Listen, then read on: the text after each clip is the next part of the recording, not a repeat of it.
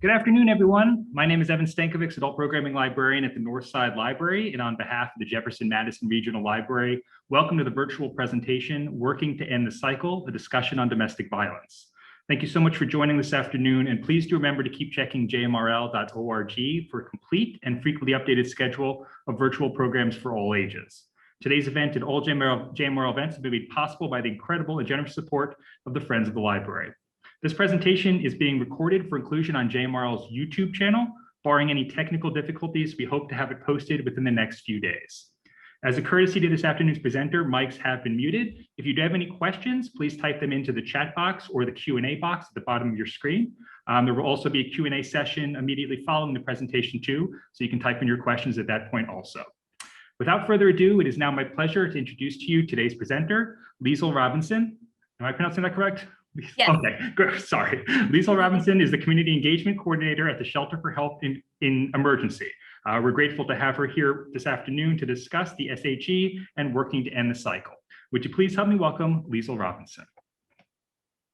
Hi, everyone. I'm Liesl. I'm the Community Engagement Coordinator at the Shelter for Help in Emergency. And thank you, Evan, for that introduction. First of all, I want to thank you all for showing up and being here for this discussion. This topic is near and dear to not only my work, but my life. I got into this work because I experienced growing up with a parent who had grown up in an abusive household, and I saw what that can do in adulthood, and I really wanted to be part of ending that intergenerational cycle. And so I'm really happy to be doing the work that I'm doing. I started volunteering with the shelter when I was in high school and started learning about these issues then. And now I've come full circle to make it my job. So thank you so much for taking the time to be here. I have a presentation, but I really want to invite you to engage with your questions or anything that comes up while I'm presenting. Please go ahead and put it in the chat. If I don't see it right away, Evan will tag me and tell me it's there, and I'll try and make this a little bit more personalized for you all, because I really want it to be of benefit to you. So without further ado, I will share my screen. All right, are you all seeing a full screen of the Shelter for Help in Emergency working to end the cycle? Can I get some thumbs ups or something? Okay, I think that's a yes. So I call this working to end the cycle, as I said before, because I believe that it is really, really important to work to help people who are experiencing domestic violence so that we can end that intergenerational cycle of violence that happens in families and in intimate partnerships. There's a cycle of violence on a personal level, and then there's a cycle of violence on a social level, and the cycle of violence on a intergenerational level. And the more we end the smaller cycles, the more we can have an end to that bigger cycle as well. So what are the answers that you're going to get today? What's some information, just so you know what to expect? So we're going to talk about what domestic violence is and who it affects. What some common myths and misunderstandings are about domestic violence. What are the dynamics in the cycles of abuse? Why do people stay in abusive relationships? And how can you or I or anyone you know support someone who's experiencing domestic violence? How does the shelter work with families and clients? And who does the shelter help and how? So that is what you can expect. And I want to start by just inviting you to consider the terms domestic violence, intimate partner violence, and what they mean to you. So I'm going to use those two terms pretty interchangeably. The older term is domestic violence, and we've been moving towards this intimate partner violence term because we feel that it's more inclusive of people who maybe are not married or in a same-sex relationship. So I just want you to think about, what are the things that come to mind when you hear those words? Do you have personal experience with this kind of thing? Do you have a friend who's experienced it? Or is your impression of what domestic violence is mostly from the media or from news reports or from movies and television? And I just ask this so that you can kind of get an idea of where you're starting from. There are a lot of things that the media tells us about domestic violence, and a lot of the more well publicized parts of domestic violence that can make you think that it only affects a certain kind of person, that it only involves physical violence, things like that. And what we know about domestic violence is that it affects many people, and it's much broader than that small picture we get from the media.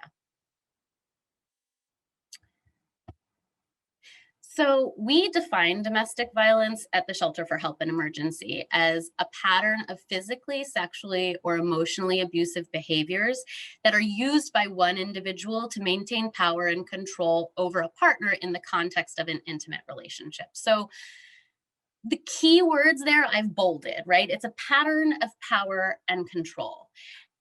One partner's behavior is designed to keep the other partner in their control. And that is where we get these cycles of abuse. So sometimes the partner may be quite kind, and then the abusive pattern comes in again when they need or feel they need to control their other partner. And so it leaves the partner who's being abused feeling quite powerless, isolated, and often not trusting their own judgment or decision-making powers, right? So it can also happen to anyone. I cannot emphasize this point enough. What we know about violence in intimate partnerships is that there is no demographic that is free from experiencing this. So it'll happen regardless of your race, age, sexual orientation, religion, economic status, or gender. It occurs in both opposite sex and same-sex relationships with partners who are married, who are living together, who share children, who are dating. It really happens across the board. And we do see that there is some correlation with a higher instance of experiencing domestic violence in groups that are traditionally already disempowered by society, right? So we do see that women of color, for instance, and trans women experience domestic violence at higher rates per capita than any other group. And one of the things that we believe this says is that it's easier to disempower someone once they've already been disempowered on a greater social level, right? So we work to make sure that our services are as widely accessible as possible so that we can get into all of the communities where this is happening and try to help those who are experiencing it. So just some quick stats for you to show you how widespread this is, unfortunately. 1 in 4 women will experience intimate partner violence in her lifetime.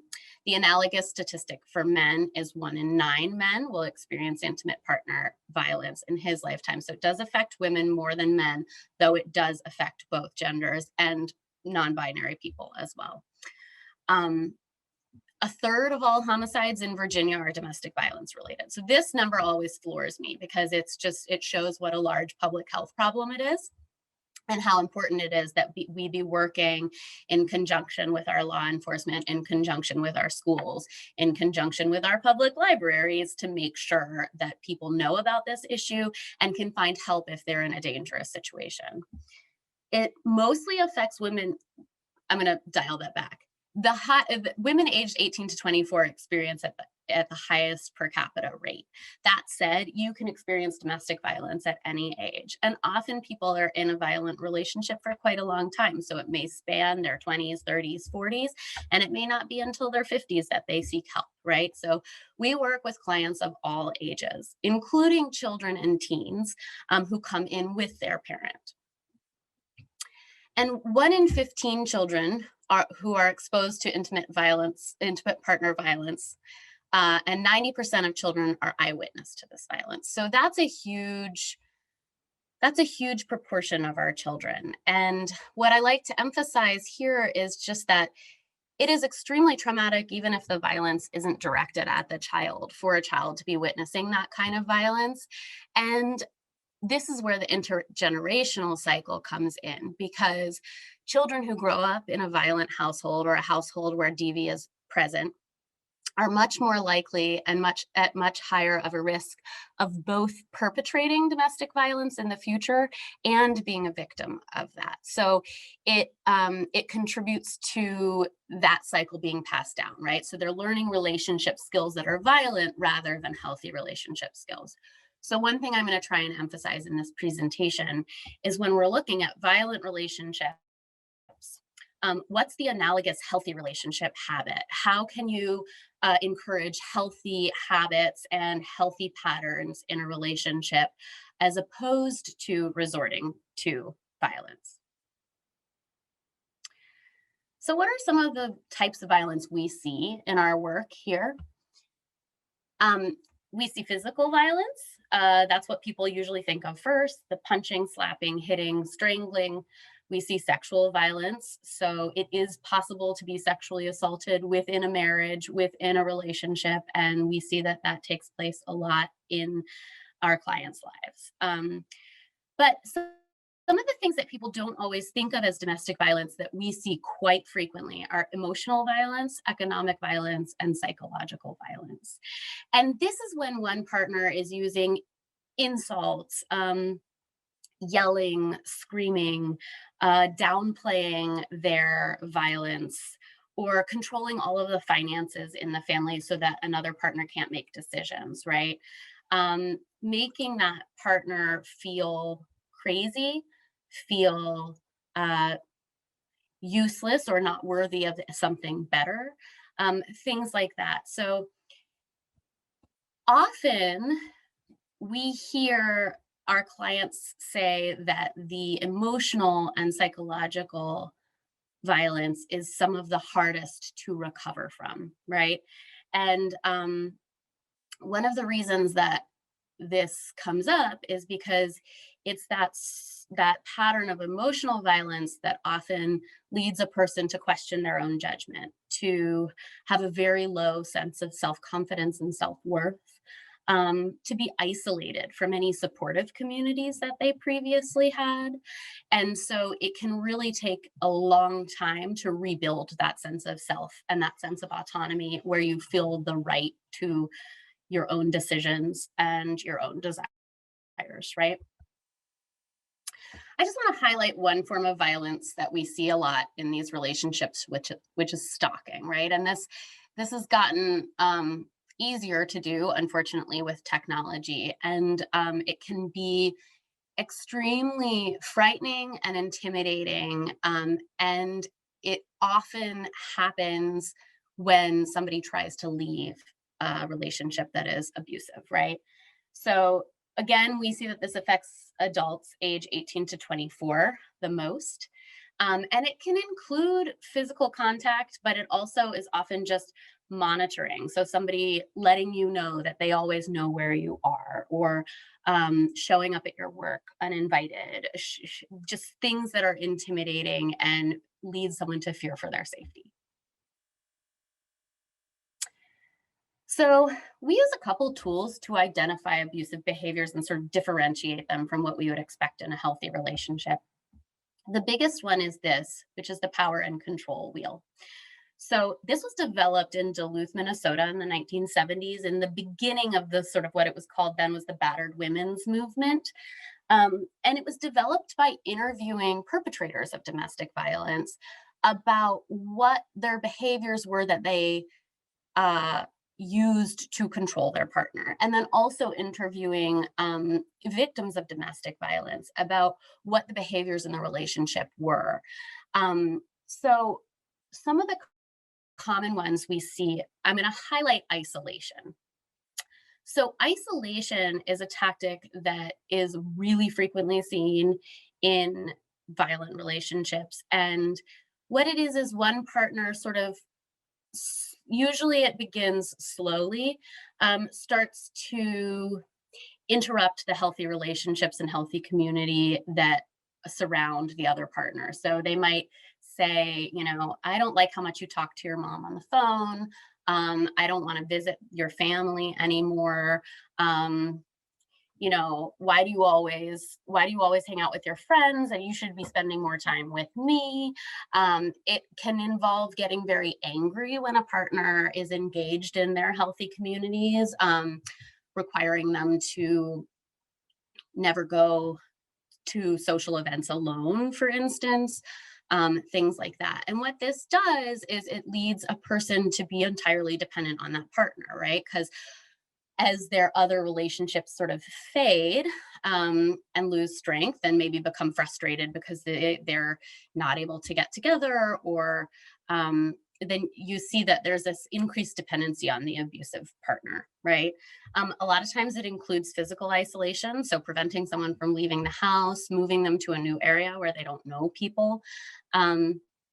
There's a lot of interference sometimes with somebody's work. So work can be a safe community for many people. And so we often see that within these partnerships, the abusive partner will interfere with that person's work in order to maintain control over them both socially and financially. Because if you can't go to work and you can't make your own money, then you're both not having those relationships. That might be someone who would say, hey, you don't deserve to be treated this way. And you also don't have the money that you would need to live on your own, right? So isolation is a big one. We also see a lot of coercion and threats. So this can involve physical violence, but it also can just involve sort of threats of physical violence, or threats of some sort of retaliation if a partner is not doing what somebody wants, right? A lot of times this involves weapons being present, even if they're not used. So just somebody reminding you that they have a firearm in the house, or sort of never being without one. A lot of what we talked about with the emotional abuse is part of this as well. So yelling, public humiliation, just making someone feel that they are not worthy of being treated better. And then we see a lot of minimizing of the abuse. So it didn't happen that way. You're making it up. It's not that bad.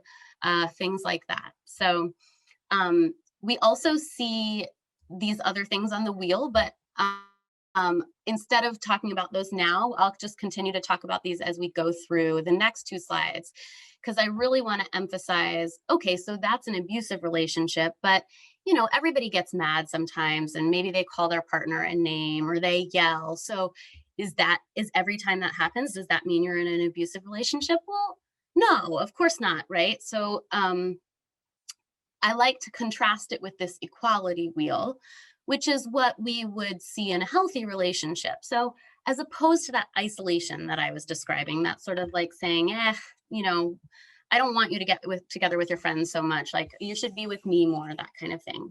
We see trust and support in a healthy relationship. We see someone supporting their partner when they're engaging in a community that makes them happy. So yeah, I would love it if, like I tell my husband plays Dungeons and Dragons every Wednesday night with his buddies, and I love it when he does that, because I know it makes him happy, right? So instead of guilting him into spending Wednesday evening with me because I'm all by myself, I support that, because it is something that gives him great joy, that gives him a healthy community outside of our relationship in case he needs support elsewhere, and that, just makes him happy. And instead of, threats or coercion, trying to get somebody by manipulation to do what you want, we see negotiation and fairness. So in a relationship, you're never going to agree 100% of the time. But when you disagree, how do you handle that? Do you try to force someone else to do what you want? Or do you try to figure out a way where maybe you can both get a little bit of what you want? Or just agree to disagree and say,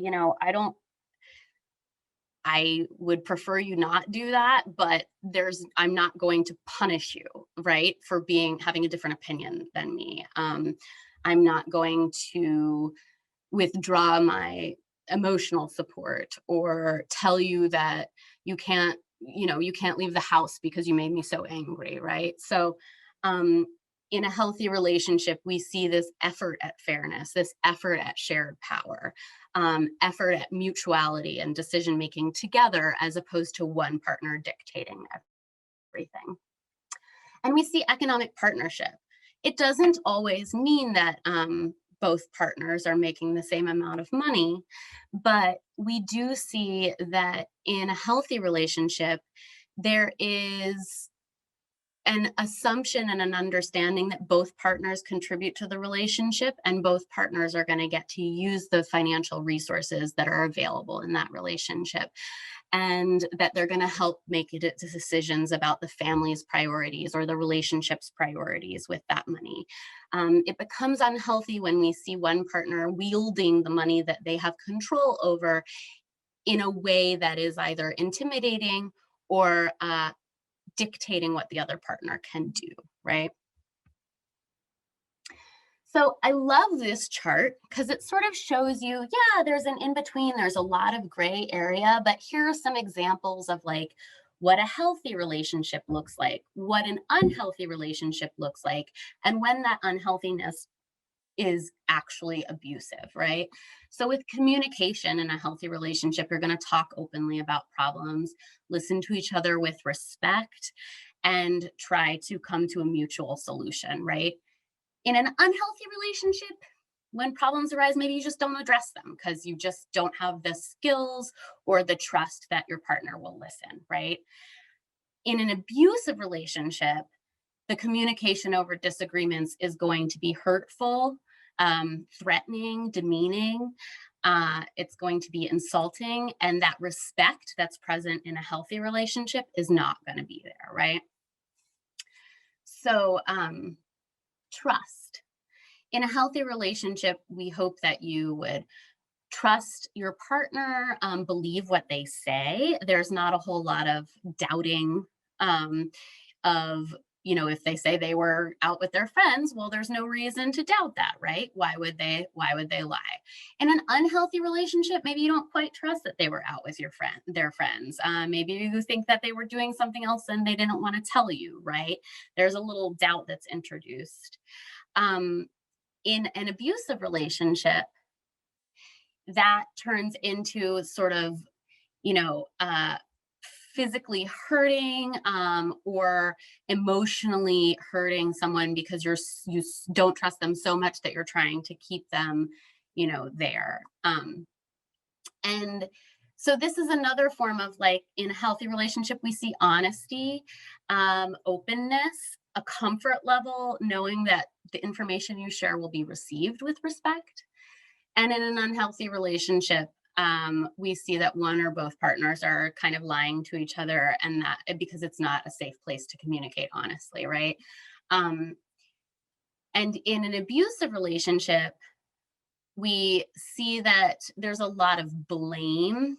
The other partner blaming the other partner for harmful actions, minimizing any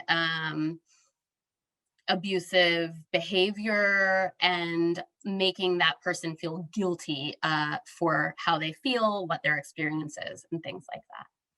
So I'll let you look at this on your own, but I just really like to share this because I think a lot of people have questions, especially when they come into conflict in relationship, as to whether or not that conflict is being dealt with healthily, or or in a way that they should be concerned about, right?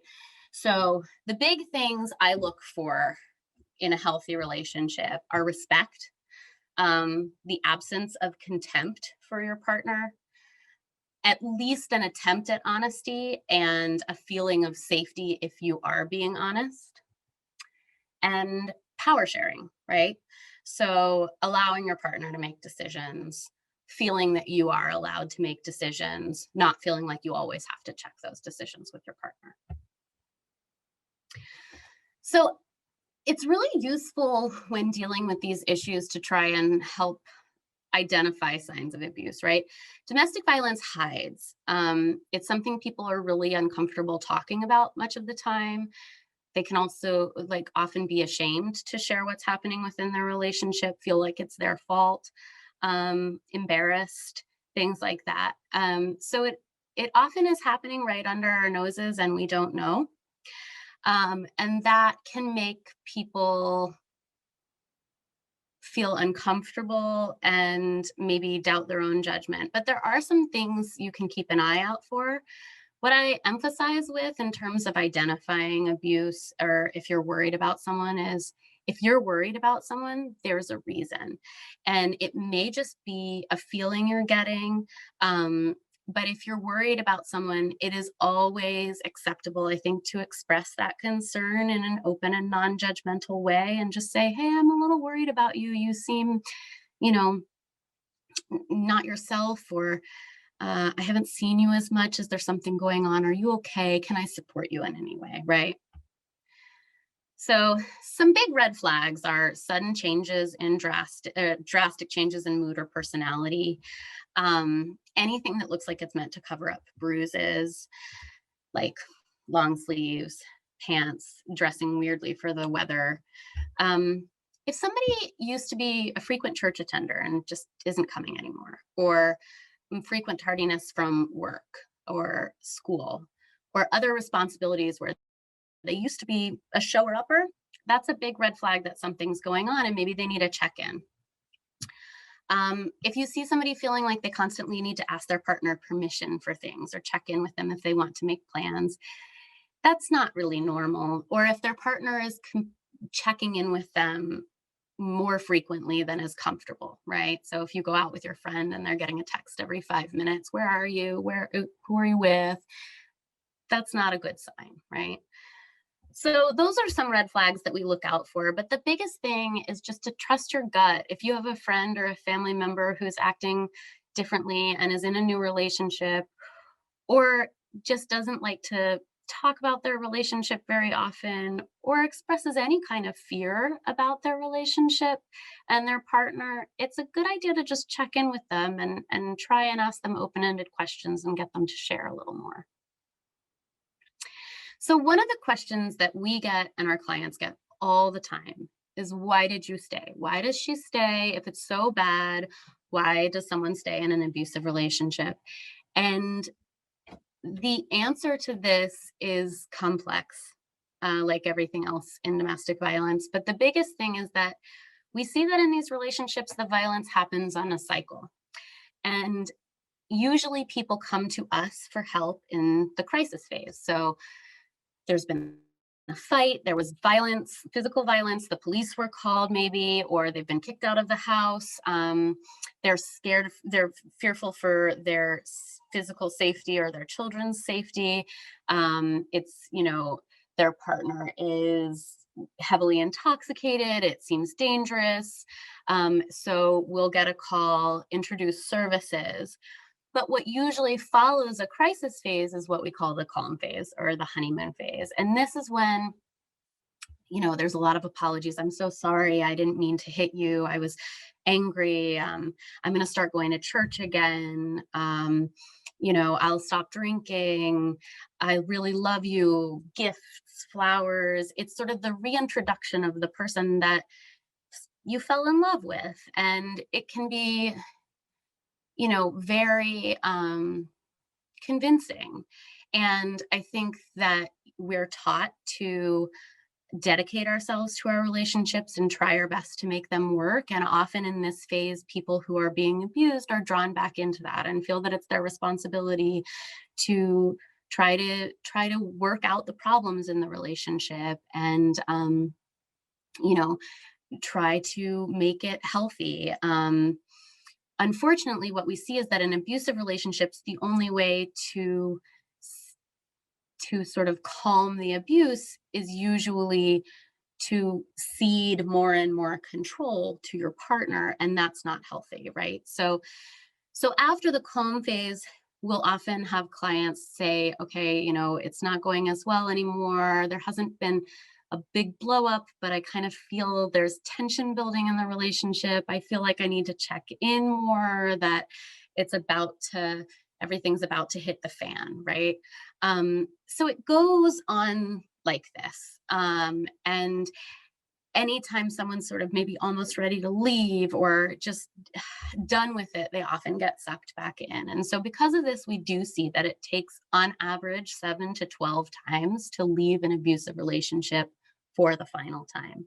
And this is true of relationships that are physically abusive. This is true of relationships that are not physically abusive, but maybe emotionally, heavily emotionally and psychologically abusive. They are very, very hard to leave. So some other reasons that they're hard to leave is fear. And this is very real because the most dangerous time for someone in an abusive relationship is in the 6 months after they leave, right? So this is when their likelihood of getting murdered by their partner, severely injured by their partner goes way, way up.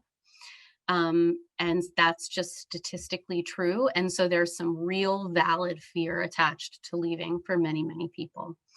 A belief that their partner will change. So you fell in love with a person.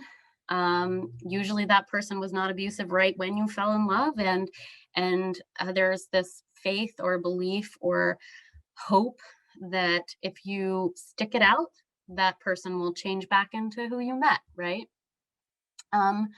There can be pressure, both social, family, religious. Some people don't believe that divorce is a godly thing to do. And so we'll try to stay in a marriage that is abusive because they don't want to break that covenant, right?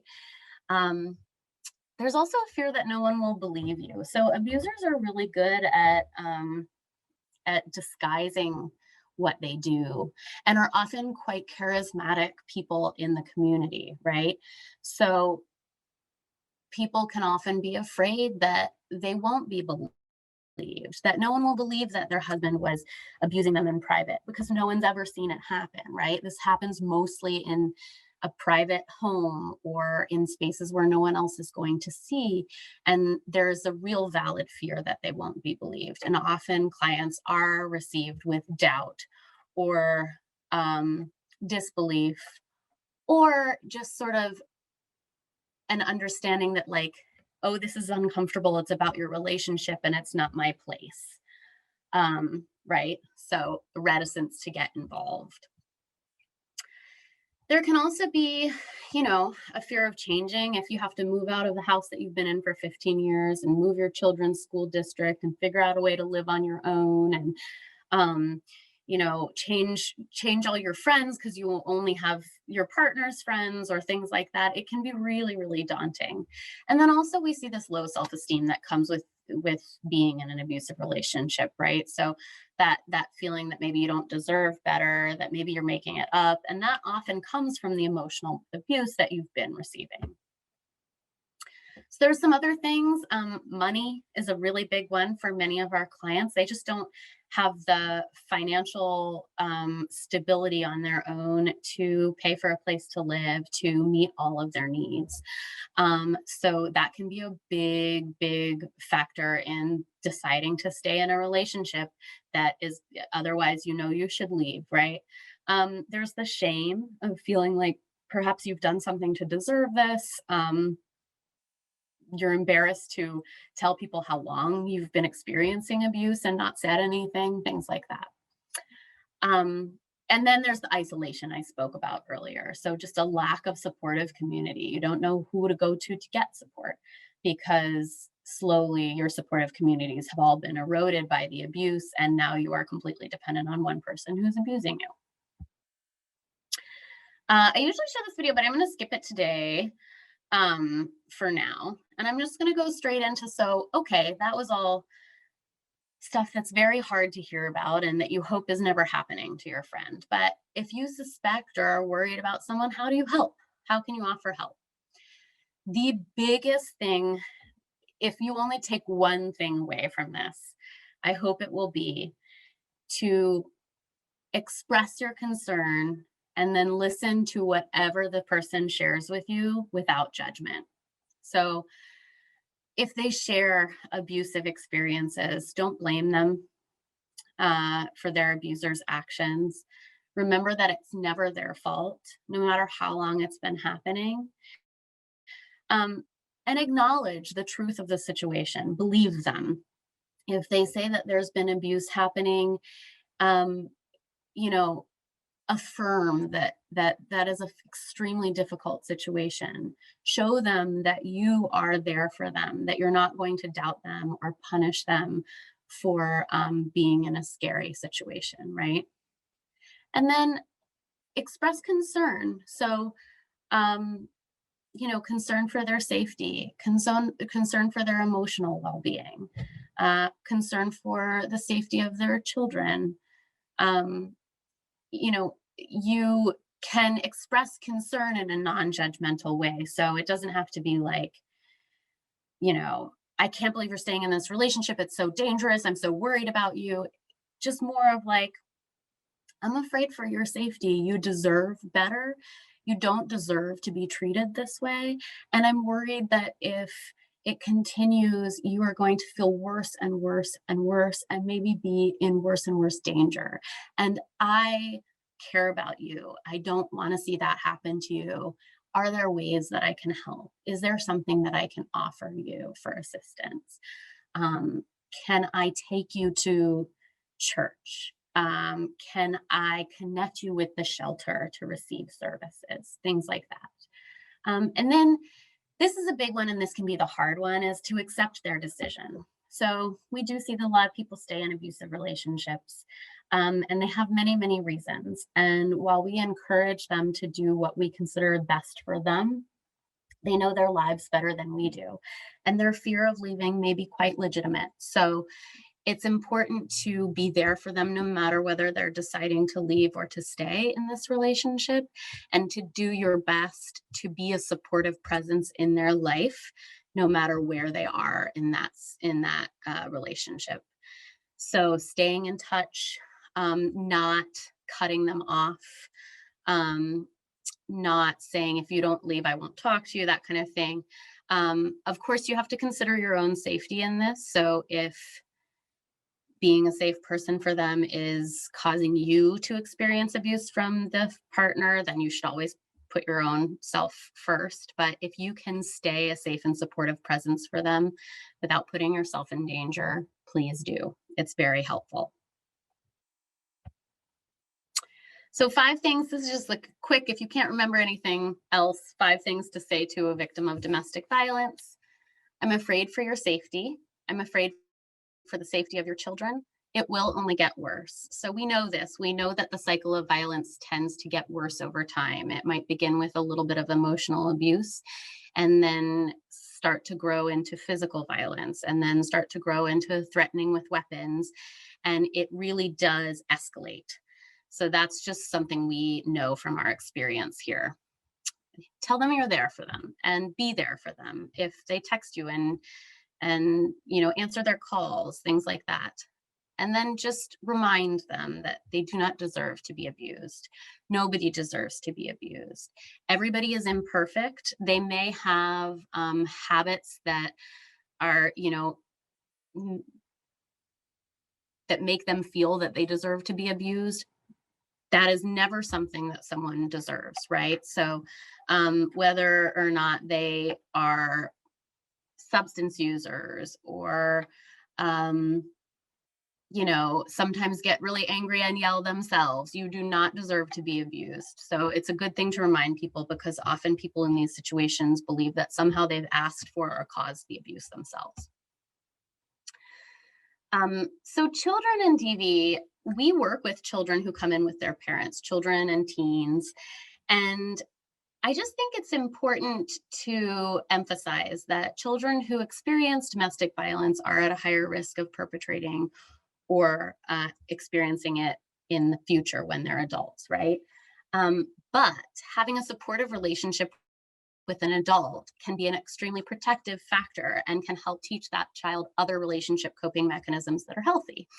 So we try to offer that. We have a dedicated child advocate who works with children to make sure that they are receiving counseling if they'd like it, that they're, having age appropriate activities to engage them, that they're enrolled in school. Our child advocate also helps if that person is navigating the CPS system to make sure that the child's best interests are taken into consideration and that there's someone engaging them, right? So giving them a healthy, safe, age appropriate way to talk about their feelings and their experiences, and hopefully learn some new methods and some healthy relationship habits. So how do we help? So we're the Shelter for Health and Emergency. We've been around for over 40 years in the local community. We serve Albemarle, Charlottesville, Fluvanna, Nelson, Greene, and Louisa counties. So we have a huge service area, and we are dedicated to helping anyone and everyone who is experiencing domestic violence in our service area. So our mission statement is working to end domestic violence in the community. And we offer a series of trauma-informed services. And what trauma-informed means is just that we accept that this is an extremely traumatic thing to go through. So we're not going to dictate which services you use. We won't force anyone into service. We will invite you to receive services that we think will be useful and then take your decision.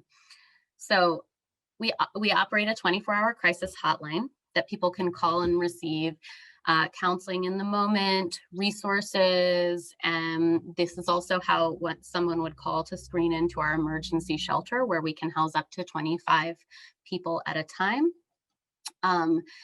And this is, the emergency shelter is for someone who is not safe in their living space anymore because of the abuse, or is trying to leave and needs a safe place that is a confidential location to come. People can stay in our emergency shelter. It's not a permanent housing solution, but the stay is usually two days up to maybe 6 weeks or so. And we make sure that they're set up with a place to go to after they leave us. So we also offer supportive counseling on an outreach basis. So we offer it to people who are staying with us, but we also offer it to people who never come in to stay in our shelter, right? They can call in and receive counseling, or come into the outreach office and receive counseling for free. All of our services are free and all of them are confidential. So we will never tell anybody without the client's permission that they are receiving services from us, whether it be their pastor, their mother, their sister. If someone calls and says, hey, I think so-and-so is getting counseling through you, we will never reveal that that person is or has worked with us unless that person has given us permission to do so. We also offer legal advocacy. So we will accompany people when they're seeking protective orders, or help explain the legal system to them when they're trying to figure out custody of their children. We can also put them in touch with pro bono lawyers who might be able to help with divorce or custody cases and things like that. We offer Spanish speaking services. We have a dedicated Spanish speaking advocate who works with our Spanish speakers in this area. She's wonderful. Her name is Patty.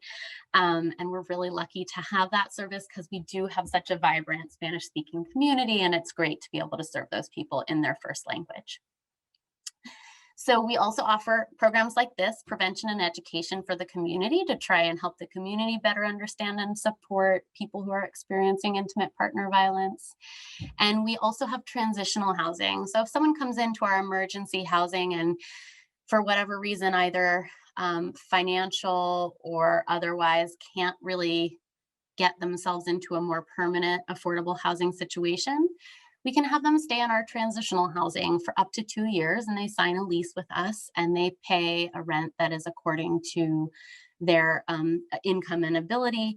And that gives a much more stable way for people who are maybe having trouble setting up more stable housing for themselves to stay for a longer period of time with us and receive our services in person. So safety planning. If you think that someone around you is in a situation where they're unsafe in their relationship, a couple of things to just recommend that they do. Program 911 into their phone on speed dial. Give them the shelter's hotline, 434-293-8509. maybe they put it in their phone under tacos or something like that. And they know that if they're in a situation that they feel incapable of handling, they can call us and receive a live person who will support them and help them navigate that situation, right? Or just talk to them if they're really upset.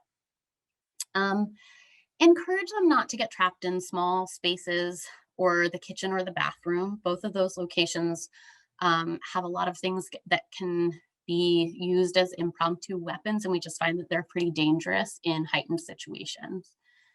Um, it's great to encourage them to sort of put together a go bag for emergencies. So if they need to leave all of a sudden, if there's a fight and they don't feel safe, maybe strategizing with them like, is there a safe place they could go stay for a night? And could they have a bag packed with their driver's license and a little bit of cash and a change of clothes? Things like that.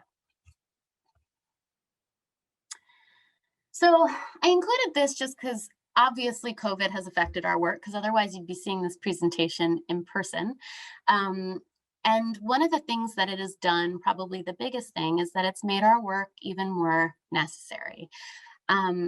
We see that a lot of the things that COVID has made worse are also exacerbating factors for domestic violence. So the physical and social isolation caused by quarantine and not being able to go to the grocery store and things like that, that really makes abusive situations even more of a pressure cooker, right? It can make it even more difficult for someone in this situation to connect to their community.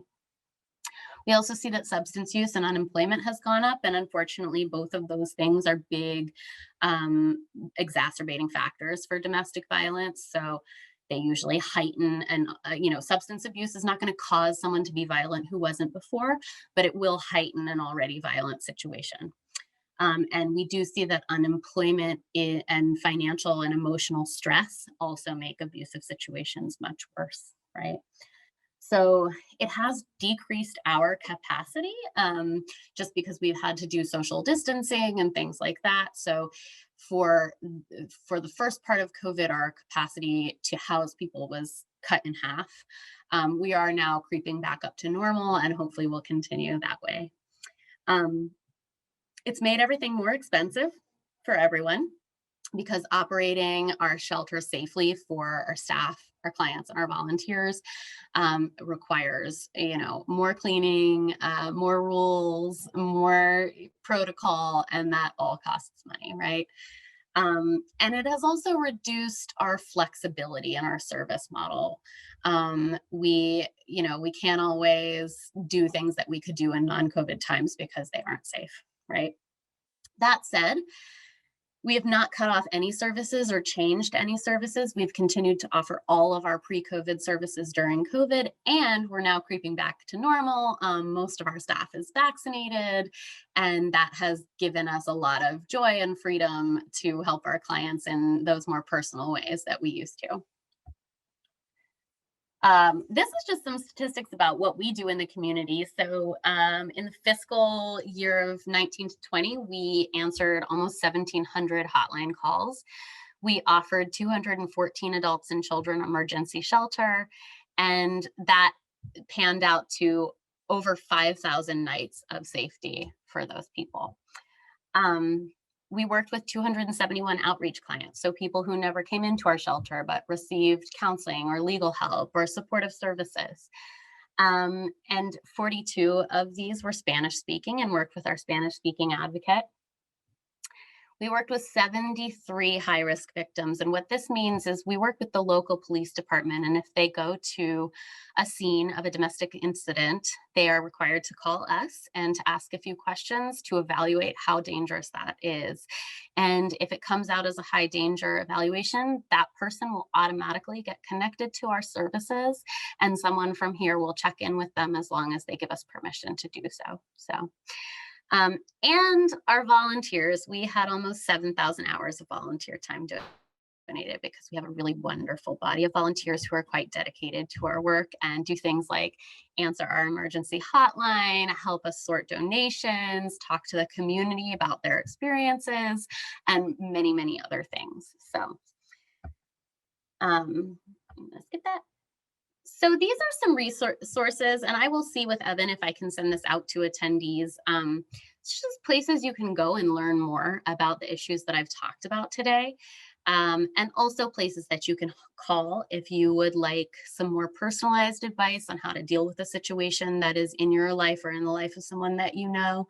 You can call our hotline 434-293-8509, and we can always connect you to someone supportive who will listen to you, and also to a lot of different resources, right?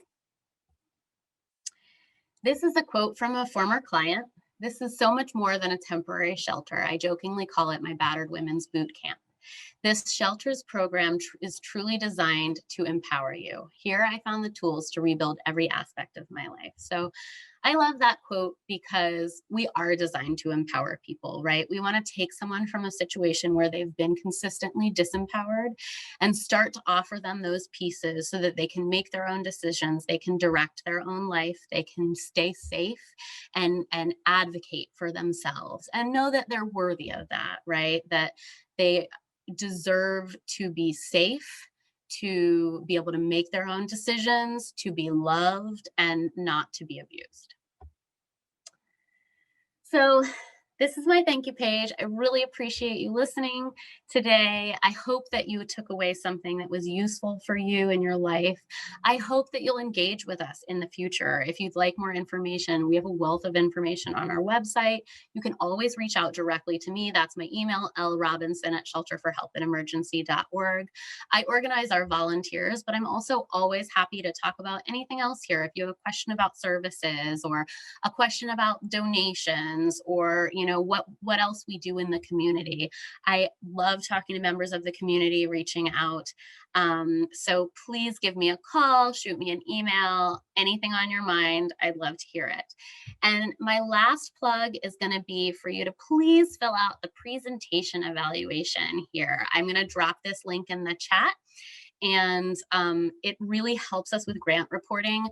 It's like 6 simple questions, so it shouldn't take you more than 30 seconds. And I'll drop it in the chat now. Let me just do that. Oh, I think I have to stop sharing my screen first.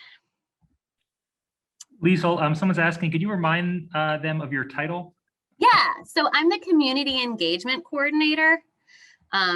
It's a long title that used to just be the volunteer coordinator, but I now do community presentations, I talk with radio stations, and I also manage and train our volunteers. So sort of the catch-all. Do you mind if I read off? Oh, I'm sorry. Oh yeah, no, read off questions, please. Okay, do. got a couple of questions here. We got a comment. Thank you very much for your presentation. So fortunate to have this service in our community. Thank you. Also, are services and/or shelter provided through county, state, federal, or other funding? So a combination. That's a great question.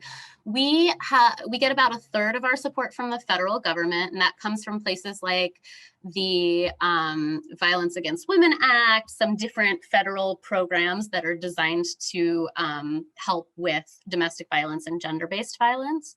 And then we also get about 1/3 of our funding from local and state programs that are designed to help with those things. We have a grant through the Department of Criminal Justice. We have a DSS grant, Department of Social Services. And then we have a couple of different grants that way.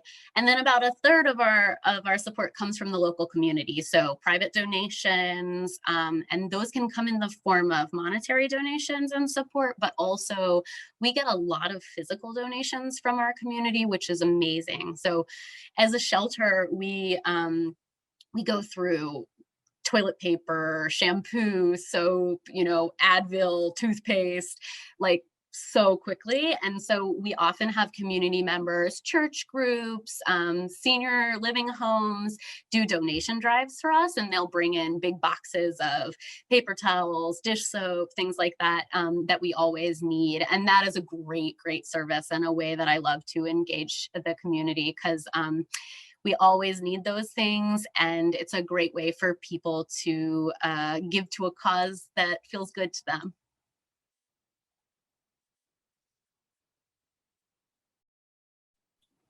Anyone else? Was there another question I missed? More questions. I don't see any in there. You can type them in the chat box or the Q&A.